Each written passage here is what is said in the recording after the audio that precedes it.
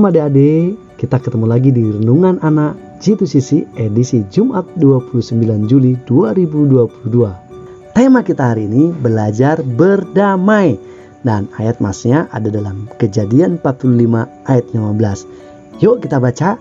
Yusuf mencium semua saudaranya itu dengan mesra dan ia menangis sambil memeluk mereka. Sesudah itu barulah saudara-saudaranya bercakap-cakap dengan dia. Nah, ayat di atas menceritakan bagaimana Yusuf mengasihi orang-orang yang telah menganiaya, menjual, memasukkannya ke sumur, bahkan menjualnya sebagai budak ke Mesir. Nah, adik-adik, Yusuf sangat mengasihi mereka. Bahkan dia mencium semua saudara-saudaranya dengan mesra. Nah, cerita di atas, Yusuf belajar berdamai. Nah, adik-adik pernah gak disakit hati oleh teman-teman? Pasti pernah lah ya. Teman-teman meledek, membuli, menghina secara fisik, bahkan mengintimidasi kita. Pasti kita pernah dilakukan hal-hal yang seolah-olah sakit hati kita. Betul gak? Tapi hari ini kita belajar untuk belajar berdamai.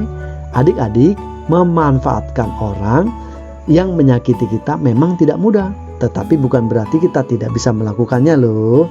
Kita harus bisa, karena kita adalah anak Tuhan yang sudah diampuni oleh Tuhan. Nah, Yusuf bisa saja marah dengan perlakuan saudara-saudaranya yang sudah menyakitinya.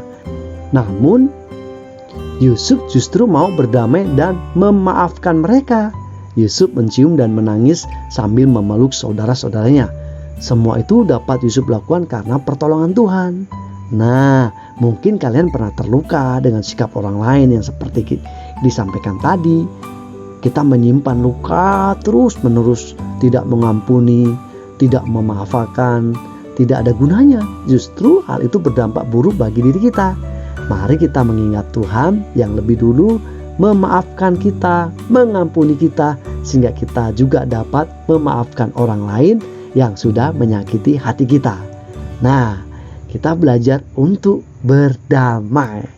Puji Tuhan adik-adik, mari kita berdoa. Tuhan Yesus, tolonglah aku supaya aku bisa berdamai dengan orang lain. Dalam nama Tuhan Yesus aku berdoa. Amin. Sampai jumpa di renungan besok. Di dalam nama Tuhan Yesus Kristus, kita ketemu lagi dengan renungan yang semakin memberkati. Bye.